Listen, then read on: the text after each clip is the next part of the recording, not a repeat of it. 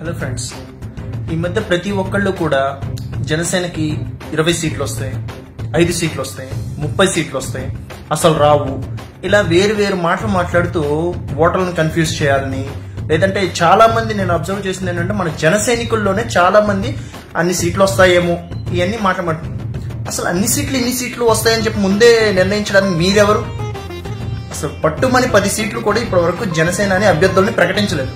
అసలు కనీసం జనసేన ఎవరిని అభ్యర్థిని ప్రకటిస్తుంది, వాళ్ళు ఎంత బలవంతులు, వాళ్ళు ఎంత తెలివైన వాళ్ళు, వాళ్ళు ఎంత విద్యావంతులు, ఇట్లాంటివన్నీ ఏవి కూడా మీరు బేరీజ్ వేసుకోకుండా అన్ని సీట్లు వస్తాయంటే ప్రత్యర్థుల్ని మీరు బలంగా చూస్తున్నారా, లేదంటే ప్రత్యర్థి పార్టీలు మనల్ని బలహీనపరచాలని చూస్తున్నారా? ఇది ఒకసారి మీరు ఆలోచించుకోండి. అది ఎంతమంది గెలుస్తారా ఓడిపోతారా అనేది ఎన్నికలు నిర్ణయిస్తాయి, మీరు కాదు, దొంగ సర్వేలు కాదు.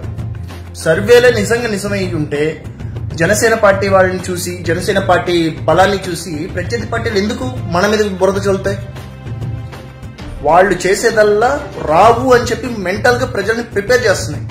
మనం ప్రిపేర్ అవ్వద్దు. మనం ప్రిపేర్ అవ్వాల్సింది ఎలక్షన్స్ కి.